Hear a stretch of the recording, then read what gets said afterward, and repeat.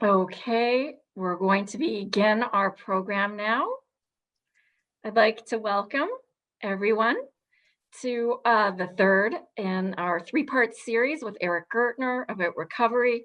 Today, we will be discussing recovery after Donald Trump. I would like to thank our Adult Education Committee for sponsoring this series. And I'd like to remind you that if you missed two of our previous episodes, you can go on to our website, and it is also on our YouTube page. I'd like to welcome Eric today. Just as a reminder, Eric is a retired lawyer. He did work for McCarthy Tetro for 30 years as the research director. He's also a professor. He taught at Osgoode Hall Law School and recently did a course about Donald Trump and the law at Ryerson University. So thank you, Eric, for joining us again today, and I'll hand it over to you. Glad to be back. I'm looking forward to today's talk, and thank you for joining me. Obviously, I didn't plan the timing of this very well. I'm sorry to have to drag you away from the impeachment hearings, which I'm sure many of you are watching. But I think it is important to talk about the damage that Trump has done and how it will be possible for the United States and really the world to recover from his 4 years as president. You saw on the screen a quick flash of a cartoon, and obviously there are many cartoons involving Donald Trump. But I thought that cartoon was very appropriate. It's the equivalent of Donald Trump leaving the White House and keying, as you know people do with cars sometimes, keying the walls of the White House as he is leaving, as a petulant, angry, vengeful former president. And that really does describe Trump for many of the days that he was in office. It's also important to remember as we watch the rest of the impeachment hearings that his efforts to overturn this election, no matter what the Republicans say and what their counsels say, was a 77-day effort to convince his country and certainly his supporters that the election was stolen. The only way he could lose the election was if it was rigged and it was stolen. But of course, the only people who rig elections in Trump's America are Democrats. What he forgets, of course, is the Republicans don't usually have to rig elections because they basically deny many people the right to vote. So it's not really an equivalency. But let me get started. So today I'm going to talk about the damage that Trump has done to the United States in his 4 years in office. I'm really going to divide my talk into two parts. The first part is going to focus on Trump's response to the COVID pandemic. And that will be relatively brief because we all have been living through that experience for the last year. And the second part will focus on the damage that Trump has done, focusing in part on the laws that he might have broken. But the main focus of my talk will be on the norms that Trump broke during his 4 years in office. And the norms are equally important, and we'll talk about what a norm is in this context in a short period of time. I also just should point out that there was a recent study that came out that the cost of dealing with the recent attack on Congress, it's been estimated cost the US government about over $500 million in increased security and the fencing and all the other things associated with it. And of course, there are many other costs that Trump has imposed on the US economy. His many Gulf dates, it's estimated, has cost the American government many millions of dollars as they have to put up the security, Secret Service people on his expensive properties, particularly Mar-a-Lago. But more importantly, of course, his dealing with the pandemic has cost untold numbers of lives. And there are various estimates as to how many lives were caused by Trump's lying to the public about the COVID-19, but we know it's probably in the thousands. And whether he will ever have to account for that either in the court of law or before his maker, whether he's going up or down, I guess we'll never really know. So as I said, I'm going to talk about his response to the pandemic. I'm going to talk about the damage that he's done and what steps the US can take to try to recover from that damage. So let me begin with his response to the pandemic. And of course, we all know how Trump responded. His response became quite transparent as a result of his many interviews with Bob Woodward. And his key response at the beginning, which basically followed him through the rest of the past year, was to play it down. That's the famous quote from his interview, one of his interviews with Bob Woodward. Why did he want to play it down? Well, he obviously did not believe, as Tom Cruise and Jack Nicholson debated in A Few Good Men, that the American public could not handle the truth. So he really didn't trust his own population, including the millions of people who voted for him, to respond appropriately to the pandemic. And the result of that, of course, was he played it down. The result of that was that his response was slow and ineffective. And really, from the time of the election to the time he left office, it's reported that he never attended a meeting of the COVID task force. In fact, it suggested he never attended a meeting after August. So for the last 6 months of his presidency or so, he was disengaged from dealing with the pandemic and the consequences that it was having on the US. And of course, his playing it down related to his concern of what that would have, if he actually was honest about it, on the American economy. And of course, we know that playing it down has made no difference. The economy has suffered tremendously. There are millions of people who are unemployed as a result of the pandemic. There are people who are going hungry. We have seen the images of thousands of cars lined up to pick up food at food depots. It has been a total disaster. The percentage of people dying in the US from COVID is almost greater than any other major country in the world. We know that now there are about 460,000 deaths.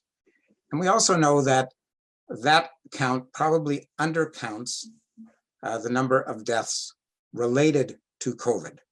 And so there's this calculation of what are called excess deaths, basically what the scientists and epidemiologists and statisticians do is they look at what the average number of deaths in a year has been in the years before the pandemic. They know the number of deaths associated with the pandemic. And despite that, there are probably estimates between 50,000 and 100,000 additional deaths that can be related to COVID-19. And the counts, I'm not sure we can trust all the counts. Early on in the pandemic, we heard that in Florida, for example, Florida only counted residents of Florida who died from COVID. If you were a foreigner and you happened to be hospitalized in Florida and died from COVID, you weren't counted, at least initially, in their statistics. And I don't know what other stuff is going on in the States, but it's clearly questionable whether the count at 460,000 is accurate. And I'm sure by the time we are able to successfully deal with the pandemic, the US will exceed 500,000 deaths from COVID. And again, you may have heard these numbers. That number almost is equal to the number of casualties in the Civil War, which was the bloodiest American conflict ever. It far exceeds the number of people, soldiers who died in the First World War, the Vietnam War, the war in Afghanistan and Iraq in total. And it certainly exceeds the number of deaths suffered by the US in World War II, which obviously their US involvement was from December 41 till May of 1945. So a period of almost 4 years. We've seen probably 500,000 deaths in 1 year as a result of the virus. And it's important to focus not just on the people who died. They're obviously, all of us are concerned about people dying from COVID, but just think about the number of people whose lives have been disrupted by not just the deaths caused by COVID, but the number of people who have been infected. So I sort of, when I was teaching my course on Trump and the rule of law, I said, just take, for example, that an average family is four or five people. So every death affects not just the person who's died, but probably 4 or 5 other people. So take that number of 500,000 multiplied by 5, the people who are directly affected by the death of the victims from COVID. If you look at the number of people infected, we're now at 27 million. And again, multiplied by 5, that's 100 million people in the United States whose lives have been affected, disrupted by COVID, personally and in their immediate family. And of course, we don't actually know what returning to normal will be once we conquer the pandemic. So many lives will be changed forever. They may not ever be able to recover from the economic effects of the virus and the pandemic. We just don't know yet. And what was it all for? What was the purpose of playing it down? It was to help his re-election chances. It was really for his own ego. So as a narcissist, as characterized by many people, including his niece, all of this was done for himself, for his own aggrandizement. And of course, his failure to deal with the pandemic is probably what cost him the election. If he had been much more aggressive in dealing with the virus, it's possible it could have ended earlier. The economy could have recovered quicker, and he may have had a chance to be reelected despite his behavior and his bombastic attitude to the office of the president. So,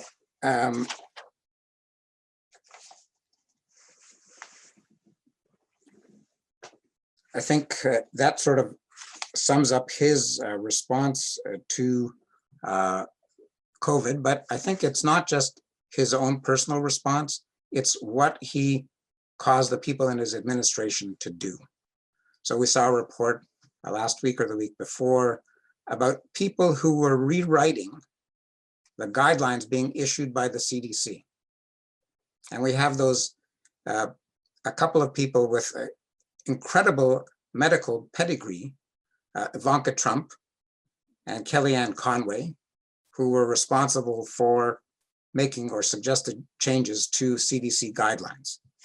That shows the depravity of the Trump administration. We also have, of course, the stories about how Trump tried to sideline Dr. Fauci. And Dr. Fauci recently in an interview with Rachel Maddow basically admitted that he was being sidelined and he was being prevented from going on certain television programs like her program because the administration didn't want him appearing on her program. So basically he was attempting to sideline the most respected epidemiologist and infectious disease doctors in the country and maybe even in the world. That's his response to COVID. But his attempt to muzzle scientists is not limited just to COVID. Of course, we know about all his efforts to muzzle scientists dealing with climate change. He calls it a hoax, he doesn't believe in it. And virtually everything he did in his role as president and trying to deregulate the American economy was focused on limiting, minimizing, overturning environmental regulations, including in the last days of his administration, trying to open up the Arctic to oil drilling, something that the American governments had resisted for a number of administrations. He wanted to roll back the mileage requirements for automobiles with the dire consequences that might have once we recover from the pandemic, et cetera, et cetera. I mean, there's a list of about 100 significant environmental regulations that Trump tried to overturn, modify, and certainly none of them were really for the protection of the economy. In his last days, again, he did introduce changes to regulations dealing with the protection of migratory birds. Now, it doesn't seem like a big deal, right? Migratory birds, we know they fly to Canada in the summer, they fly south in the winter. There's actually a convention, an agreement between Canada and the United States regarding the protection of migratory birds. He obviously was very concerned about migratory birds when he talked about wind turbines and how they cause health problems and they kill millions of birds. Millions of birds. But then he doesn't care about migratory birds. They're only the local birds, obviously, that he's concerned with. Now, I think we need to be very careful about being too smug about Trump and his attitude to science and scientists, because remember, we recently had a prime minister who did many of the same kinds of things. Maybe not as egregiously as Trump did, but Stephen Harper was well known for muzzling the government scientists, for destroying government information. Government libraries that existed dealing with scientific issues were basically trashed under the Harper administration. And again, it was mainly to foster or help foster the oil industry in Western Canada. So Trump has not got a very good record on COVID, and we obviously don't know the end of the story yet, but I can't imagine it's going to be much better than we've seen. It's likely to be much worse. And I also want to caution people, you know, we think we already know everything about the Trump years in office. I think that's really far from the truth. I think that we will see a lot more information come out, as we are already seeing, about the steps taken to deal with a variety of different issues by the Trump administration, whether legal, ethical, or otherwise. The one other point I'd make about the pandemic, remember Dr. Scott Atlas? He basically replaced Dr. Fauci as Trump's favorite doctor. He was giving advice on how to deal with COVID-19. He wasn't an epidemiologist. He wasn't a virologist. He wasn't an infectious disease expert. He had none of those qualifications. And what was he pushing? I don't know if he was pushing it first and Trump brought him on board because of that, or Trump brought him on board to push this idea of herd immunity. Now, given what's happened in the United States, can you imagine what the death toll would be today if the Americans had followed solely a herd immunity response to the pandemic, which of course would allow people to go back to work and work as long as they lived, which might not be a very long time. I think we'd be looking at not 500,000, we'd be looking at probably 3 million deaths or more. So it was a totally failed response to COVID-19. And as I said, I think it really, in a sense, cost him the election. It was sort of the frosting on the cake for a lot of voters in the United States. So now I want to turn to his other bad behavior. As I've said, there's no doubt a number of laws that Trump broke while in office, for which he could not be prosecuted while in office. As you may have seen this morning, there's a report that the folks in Georgia are investigating his attempts to convince the Secretary of State in Georgia to find 11,780 votes so that he could win the election in Georgia. That's now being investigated and to determine whether it was a criminal offense or not. I'm sure, again, we will probably see other things that come to light over the next little while once the Biden folks are in there and are able to dig through the records. But I don't want to focus so much on the laws that he might have broken. They're obviously important for anybody who's taught a course on the rule of law. They're incredibly important. what I want to talk about is the norms that Trump broke during the course of his presidency. And it's important to understand what a norm is. A norm is not a law. It's sort of like a custom or a longstanding practice. And there are, of course, many of these in many countries. Look, in the United Kingdom, where they don't have a written constitution, there are lots of practices that they have adopted and have followed for hundreds of years. We have norms in Canada. The whole idea about the Quebec referendum and the bringing home of the Constitution, the repatriation or patriation of the Constitution, we remember was challenged by the government of Quebec, arguing that there was a convention or a custom or a norm that required patriation and amendments to the Constitution only to be permitted when there was 100% approval from all the provinces. And the Supreme Court of Canada said, no, you don't need 100% approval for amendments. And that was also really the start of how we got to the present formula of how to amend the Constitution. But that's an example of a norm. In the United States, there are many norms that Trump broke.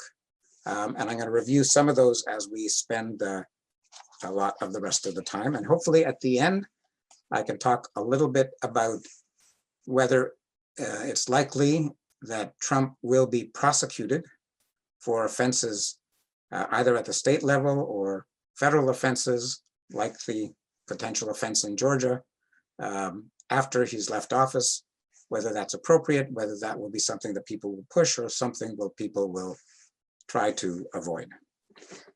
So about 2 months ago, the Washington Post published a lengthy article, which I sent Gail a link to, and hopefully you can open it. I don't know if that's true or not.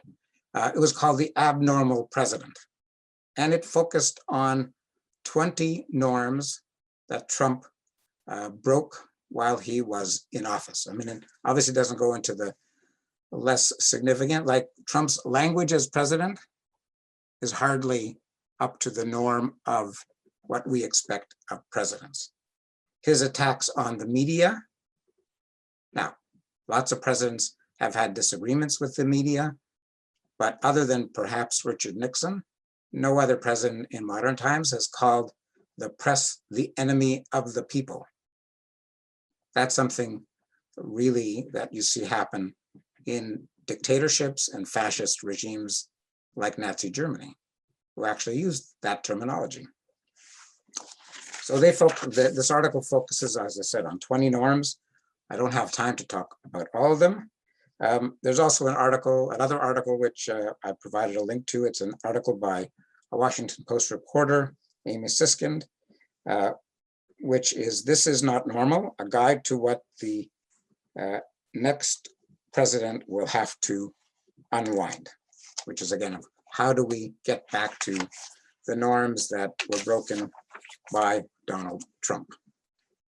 I want to focus on basically 4 important norms that Trump broke or failed to follow during the course of his 4 years in office. Some much more than others, but all are significant, all are important, and all help a democracy function properly.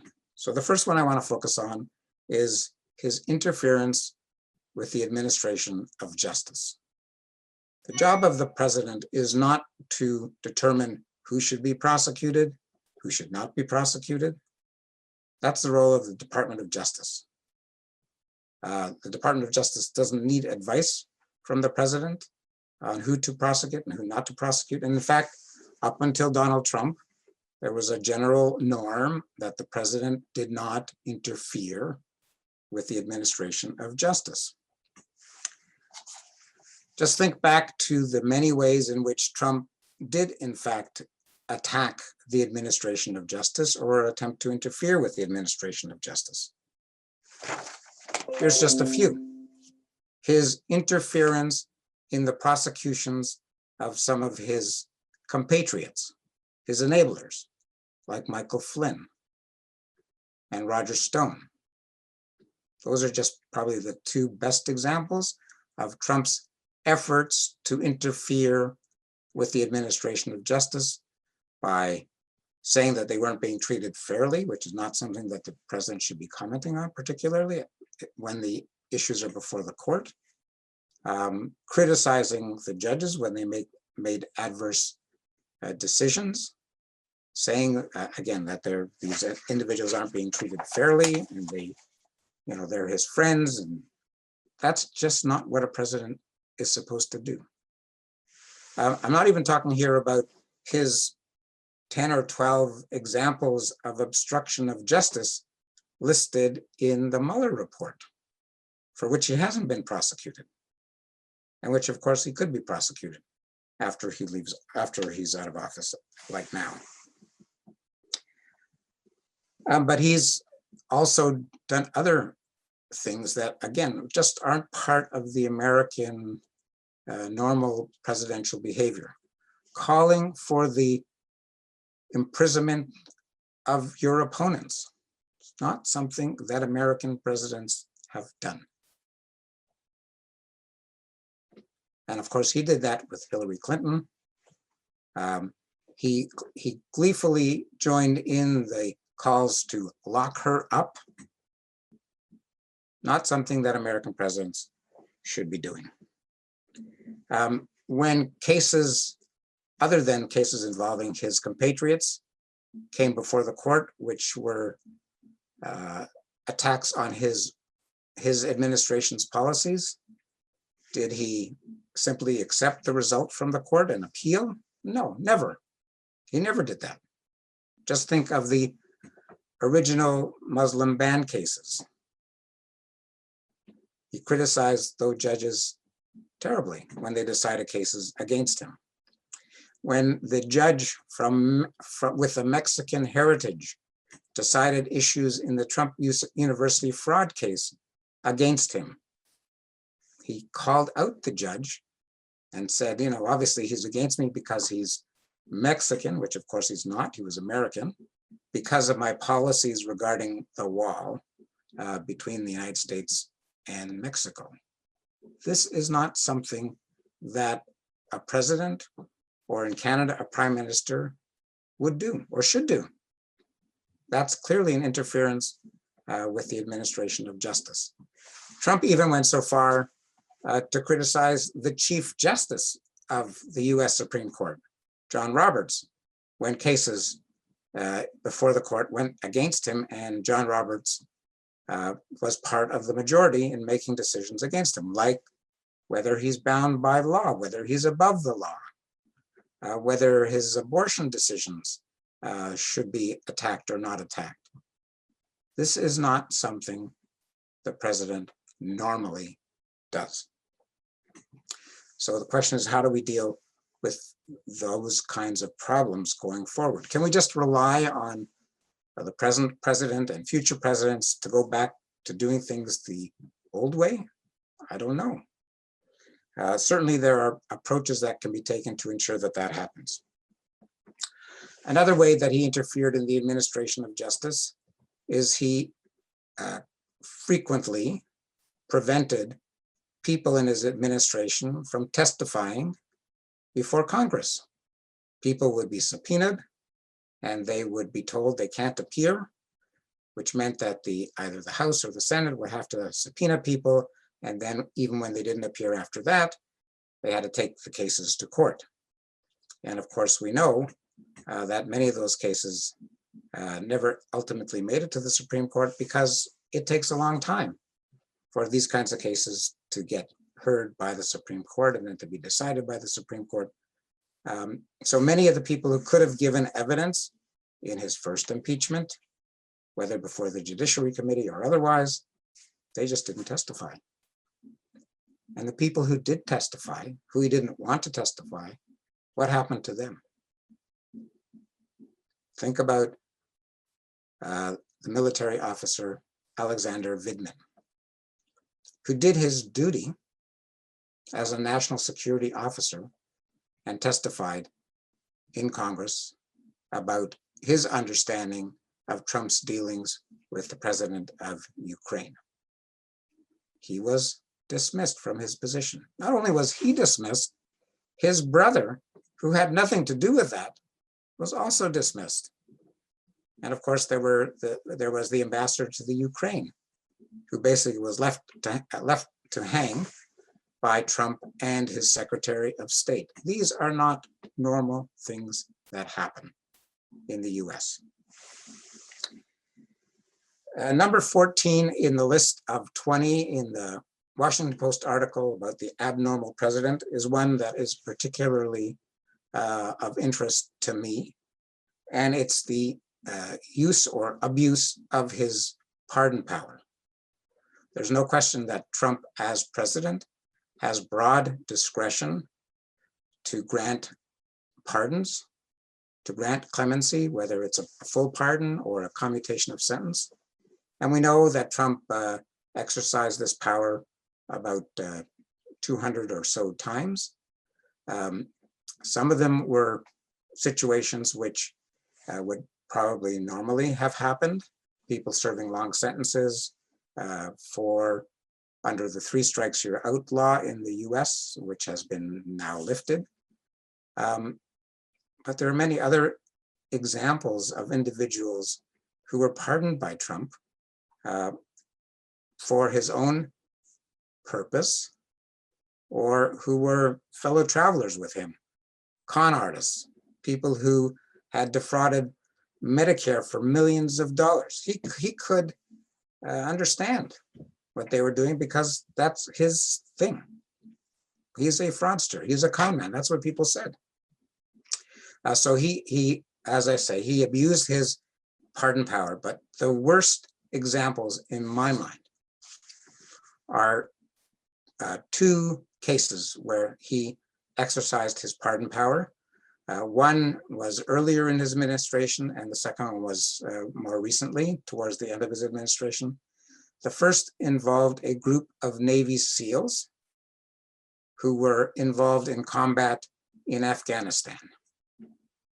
And they were charged in the military court with violations of the US military code, and in some cases, allegations of war crimes.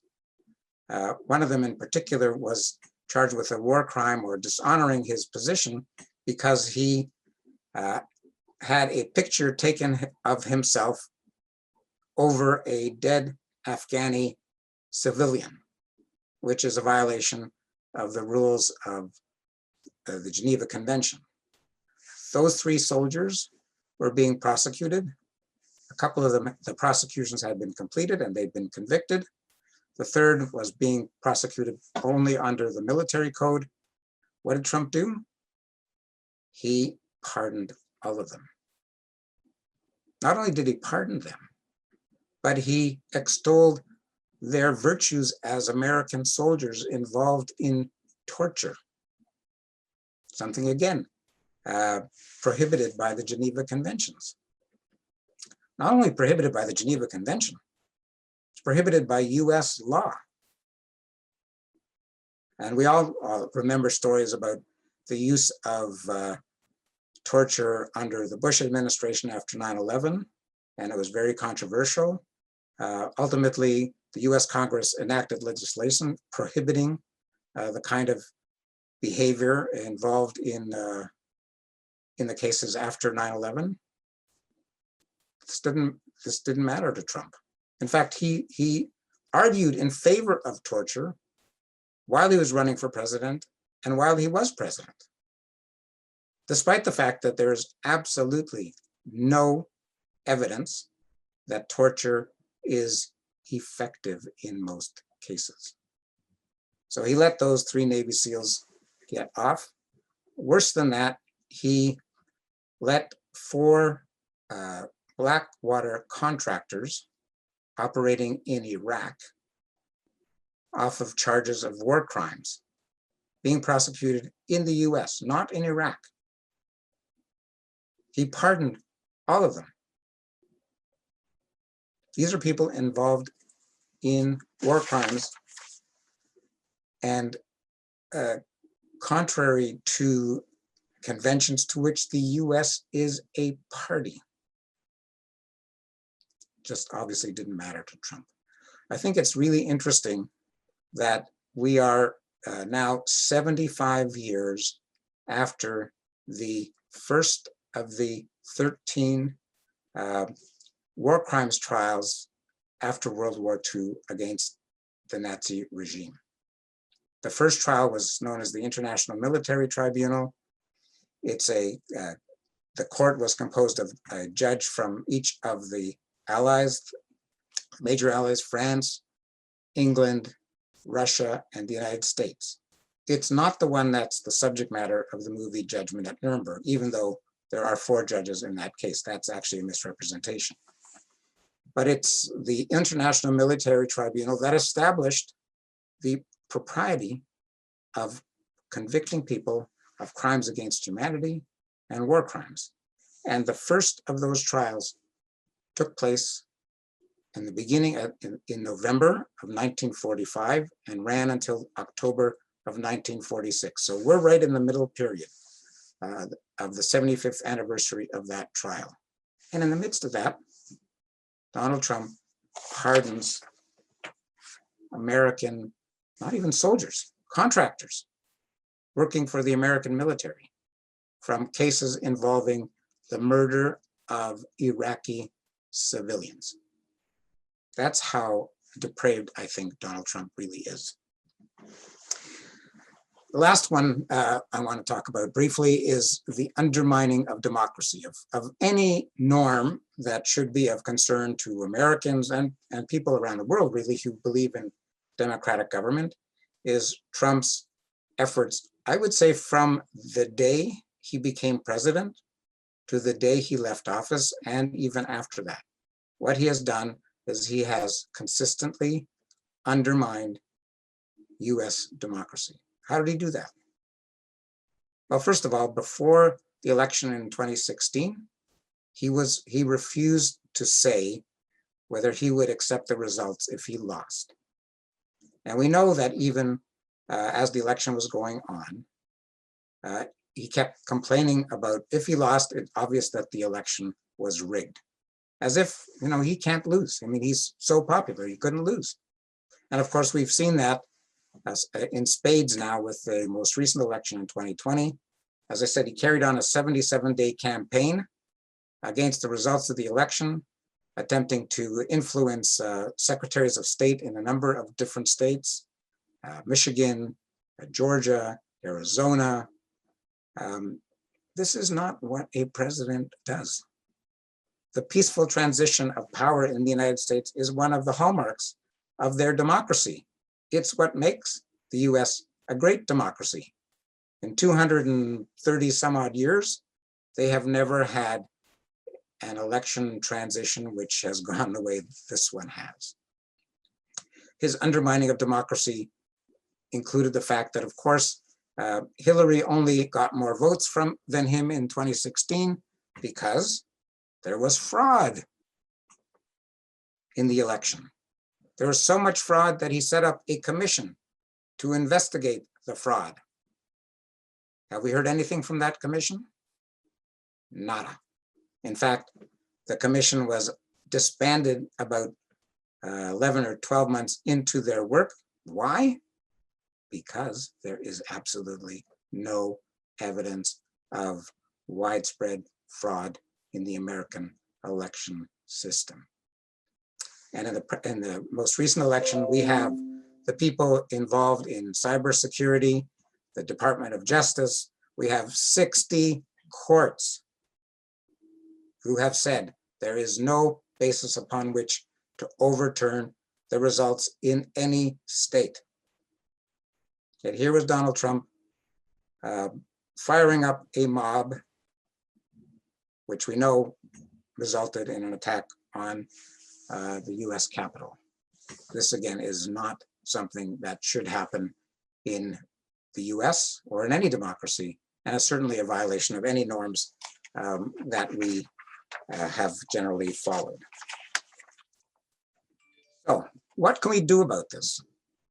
Well, we can't do anything because we're Canadian, but the Americans obviously can do a lot of things. They can obviously simply say, well, you know what? Trump was so abnormal, this is never going to happen again. Of course, it's possible that Donald Trump will run in the 2024 election unless he's convicted and prohibited from running in the 2024 election. And of course, there might be his Trump-like followers who would adopt the same kind of approach that he did. So I think it's not really safe to rely on, well, things will go back to normal. I think they'll be back to normal under President Biden. After that, I mean, who knows? I think it's a risky business to rely on, well, you know, we're just going to go back to the norms that we followed. We'll have a president who is a reasonable person, who uses appropriate language, who supports the allies, who doesn't coddle his enemies, the enemies of the United States. I don't think you can rely on that. So the Democrats in the House have proposed, even before the election, legislation to overturn a lot of the practices we saw during the Trump administration. They have proposed a piece of legislation called the Protecting Our Democracy Act. And I'm going to talk a little bit about a number of the areas that they're focused on.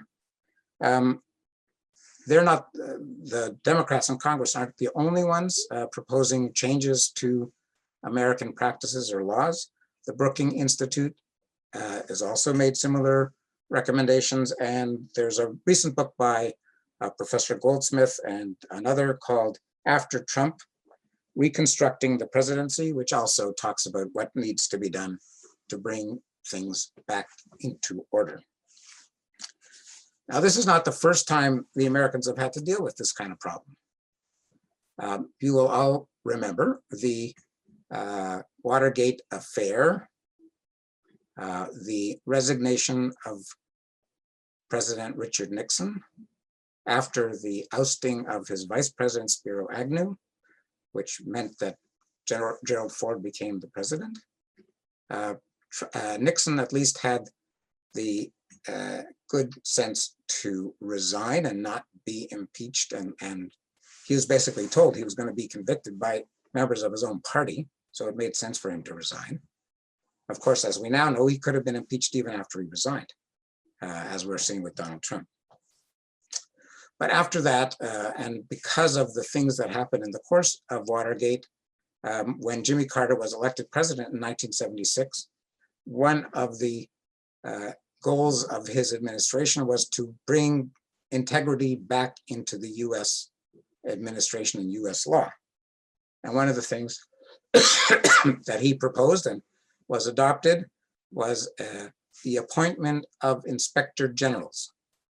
Now, we've heard a lot about inspector generals during the Trump administration, not necessarily in a good way, but what Jimmy Carter proposed was inspector generals being appointed for all the major secretariats and for a number of agencies. And these inspector generals would have the power to oversee those agencies and to address any complaints that were made about how the agency or administration was acting improperly. And the number of IGs originally appointed by Jimmy Carter increased during the course of his presidency. Now, Trump is not the first person to fire inspector generals, and we know he fired at least 5 inspector generals. In each case, the inspector general was fired because he was getting, or she was getting, too close to finding out the truth about complaints made to these inspector generals. One of the more recent ones was an investigation into the activities of the Secretary of State, Mike Pompeo. Mike Pompeo apparently approached the president and said, get rid of the inspector general so he'll stop this investigation, which Trump agreed to do and did do. The other presidents who have addressed this IG issue include Ronald Reagan and George Bush, the first George Bush. Ronald Reagan entered into office. He fired all 16 inspector generals, which resulted in a great clamor and opposition. And what did he do? He rehired all but 2 of them. George Bush also threatened to fire all the inspector generals, but again, the opposition was too great, so he just dropped the idea. On the other hand, Trump just went ahead every time, as I said, they got too close to the truth. He would dump an inspector general and he would appoint somebody, generally somebody usually more favorably disposed to Trump himself. So let me look at some of the issues that the Protecting Our Democracy Act address. One of the things that they address is an approach to preventing abuse of their pardon power. And I've talked about, the pardoning of war criminals, as in the Blackwater case and in the Navy SEALs case in Afghanistan. Trump has also failed in most cases to follow the ordinary process that has been adopted to deal with requests for pardons. There is actually an office of the pardon, and there's a process and factors that are usually to be considered in deciding whether somebody should receive a full pardon or should have their sentence commuted. In virtually all of his cases, Trump refused to follow that process. He just did what he wanted to do. So there's proposals to address the abuse of the pardon power in the way that Trump exercised it.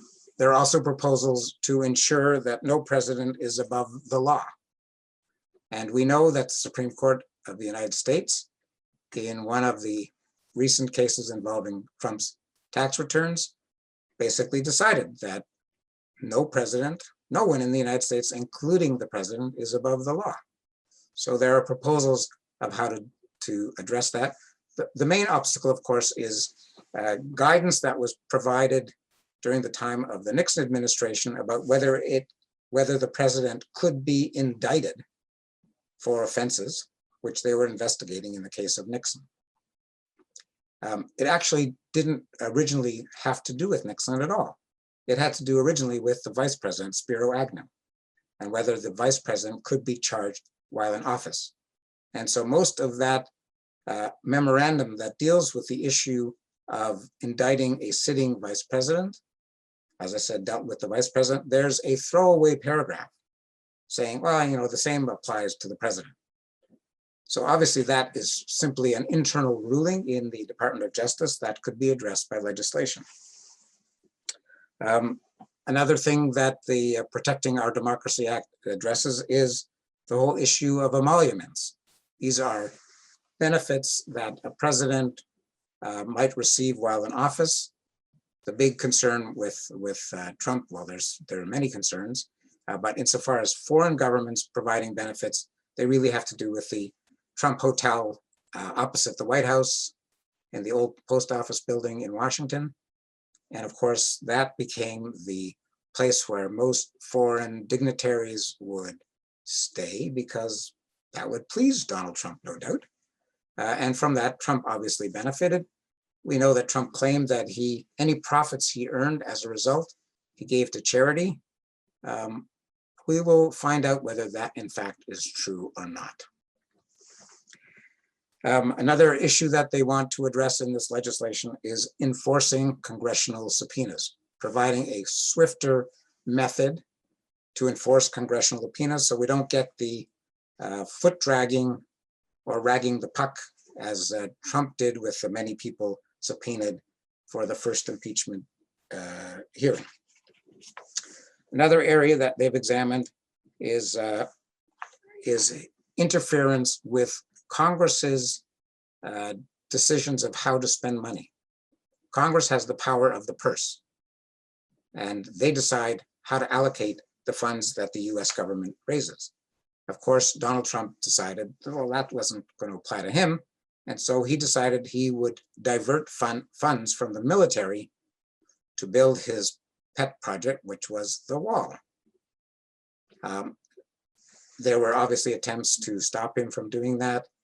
The decision was actually never, I believe, decided by the US Supreme Court. And obviously that area can be strengthened by legislation. Other areas that they've looked at are ensuring against political interference in the Department of Justice by the president, ensuring that presidents don't use foreign sources to interfere with American political elections, as we saw with Russia in the first one, and his attempts with the Ukraine in the more recent election. And there are a number of other things as well. The Hatch Act, which is a piece of legislation which prevents government employees from promoting products and private interests. This was constantly being breached by the US officials, including many people in his administration. One of the best examples, of course, was a relatively recent one where Ivanka Trump, who is an employee of the US government, was busy promoting Goya beans products. And of course, that was followed quickly by Donald Trump appearing at one of his desks in front of a whole collection of Goya cans promoting their products. So these are a lot of the things that the Democrats want to fix.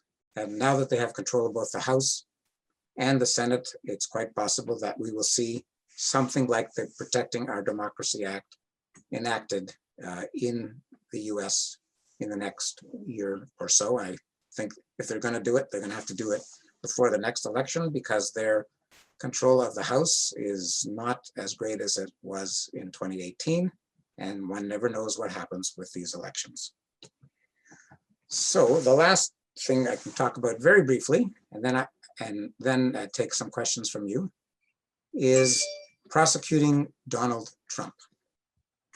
You can go on the internet, you can do a Google search to find articles about those who favor, those who are opposed to prosecuting Donald Trump now that he's out of office.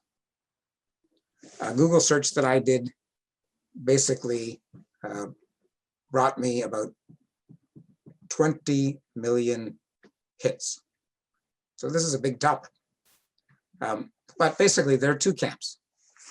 There are those who believe that Trump, if the evidence supports prosecution, he should be prosecuted, because we know from the US Supreme Court that no one is above the law, and he should face the music like everybody else. That's their main theme. And there's also, I'm sure, a belief that prosecution of a president for the kinds of things that Trump may have done would in fact be in part cathartic for the American population. Those opposed to prosecution, and those include people who are not Trump supporters, basically say, look, the country is terribly divided.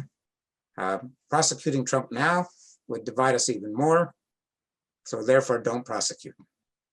He's going to be history. He's got his history, his ranking as probably the worst president in the United States history up to now is well deserved and probably won't be challenged in the next little while.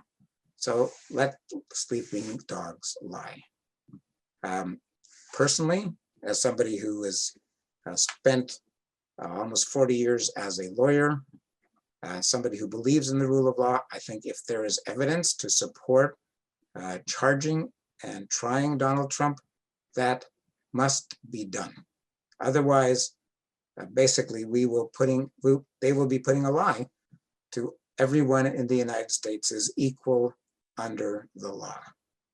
We know that's not really true now, but this would be the most extreme example.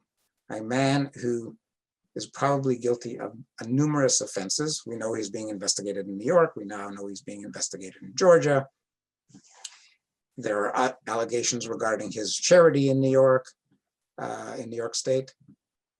I'm sure there will be other things that come to light in the next little while. So I think it's really important that he be prosecuted if it's justified. Now, there are those who say, well, you know, it's unseemly. It's unseemly. It will tear us apart. So I decided to see how many heads of state of democratic governments or similar positions have been prosecuted over the last little while. So here's a list. Ehud Olmert. He was charged after he left office and convicted and spent time in jail. the former head of the government in Italy, Silvio Berlusconi, charged, convicted of tax fraud. 2 South Korean former presidents were charged and convicted. Nicolas Sarkozy, the former president of France, is under investigation and will likely be tried. A former head of the government in Portugal, Jose Socrates, was also tried and convicted. And we know in Israel, the president of the state, as opposed to the prime minister, Moshe Katsav, was charged and convicted of rape. Did those democracies fail as a result? No, I suspect that they were actually strengthened by showing that even people in the highest positions can be and should be prosecuted where it's warranted. Thank you for listening, and I'm happy to answer any questions you have. Thank you, Eric. We have a lot of questions. Okay. And I'm going to ask mine. So I agree with you that if Trump had handled the pandemic better, I believe he would have been reelected. And even besides that, we still have 70 million people who voted for Trump, more than in 2016. And I have a hard time reconciling the fact that we have a president who some say was the best president in US history, some the worst in US history. And we have a president who was successful with Operation Warp Speed and was instrumental in the Abraham Accords. Okay, well, how do you reconcile the two I'm going to take dichotomies in his... I'm going to take issue with his great successes. Operation Warp Speed, I don't think he really, other than coming up with the idea, and I'm not sure he's even the person who came up with the idea, he didn't execute Operation Warp Speed. We know that. Drug companies, and the first drug company to create a vaccine was Pfizer, which was approved. They were not part of Operation Warp Speed, in fact. Many of the other ones were, but they were not. So I'm not sure he is entitled to kudos for Operation Warp Speed. The Abraham Accords, look, the reality is that Israel already had working relations with a number of those countries already. Yes, they got more formalized. Was there more that he could have done? I don't think he was going to be successful in ensuring a treaty or successful negotiations with the Palestinians. I'm not sure Saudi Arabia was going to be on that list because they have their own place. Certainly many other countries in the Middle East were not going to be part of that. But the reality is that Israel already has a lot of working relationships with other countries like Morocco, like Tunisia. So I'm not sure he deserves all the praise for that. What were his major achievements? He proposed, he did not pass because it was done by Congress, a tax act which reduced the taxes for the wealthy, provided little or no benefit to the poor, which resulted in a huge increase in the American deficit, which of course the conservatives and the Republicans always decried the deficit when the Democrats were in power, but it became irrelevant while they were in power. And of course, the deficit ballooned as a result of the pandemic. And now, of course, we have the Republicans complaining about the proposed package being put forward by Biden. So I'm not sure he's had the many successes that people claim. His other great success, of course, was naming 3 judges to the Supreme Court. Did he do that? Yes, of course, he did the official act of naming them. Who's responsible for that? Mitch McConnell, not President Trump. I'm sure the appointees that were eventually selected were vetted not by President Trump, because I'm not sure he could ask the questions other than, will you be loyal to me? They were being asked by other people like the Federalist Society. So I'm not sure he's the real successful president. Just think of the damage he's done to the US. Yes, he got 74 million votes. Yes, we are now reading about many former members of the Republican Party who have resigned from the party in states across the United States. What the upshot of his 4 years in office will be for the Republican Party, I'm not yet sure. But a good question, very good question. Thank you. Lionel wanted to know, and maybe you've already answered this, but of these attacks on norms by Trump, what do you think will hurt the US the most in the next 5 to 10 years? Would it be the Supreme Court appointments? I don't know. No, I think the worst thing, and it's not really a norm as such. I mean, his attitude to US allies and his attitude to US foes will probably be something that this administration and probably the next administration will have to deal with. I think US allies don't trust the United States as they perhaps did before. And whether he's won any advantages from the enemies like North Korea, Russia, China, pretty doubtful. So I think he has besmirched the reputation of the United States in many democratic capitals and among most of the population in those countries, including Canada. I guess if one of the questions we had was, if we, follow your logic, should we look at Trudeau's response to COVID in Canada?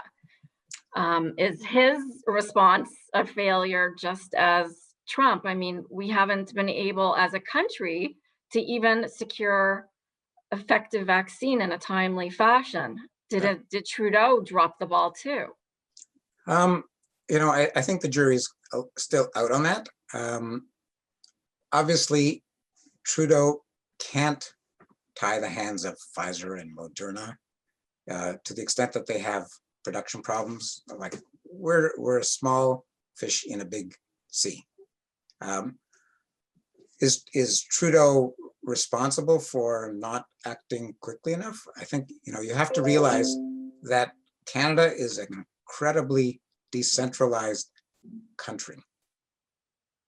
There are public health bodies in every province, in every major city, and some towns. So the response to COVID is really not just a federal response, and the federal response has been mainly on the economic side up to now. The response otherwise is at the provincial level. Should Doug Ford be reelected given his handling of the pandemic? I think a lot of people would say he failed, because every time they got close to getting things under control, he opened things up and we got a second wave or a third wave. So I think the only provinces that really have handled it fairly well are the maritime provinces and Newfoundland. And they've had very small numbers of cases. The rest of the provinces have done generally fairly poorly. And the biggest problem in every province and across the country has been with long-term care, where the vast majority of the deaths have occurred. I'm just going to ask one more question as we're going a little bit over here. But what do you think the future of liberal democracy is, in your opinion, given the failure of it in the US under Trump? Can democracy, I guess, survive? Or what is the outlook?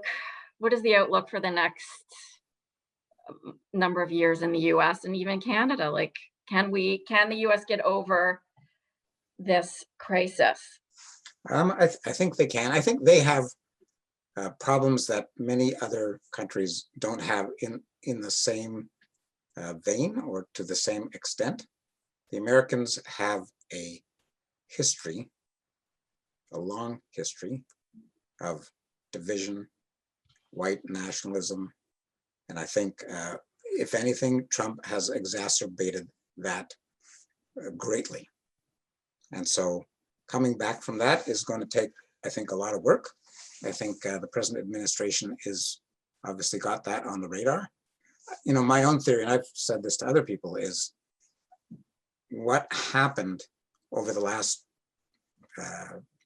decade or so is really the reaction that we're seeing during the Trump administration really starts with the election of Barack Obama.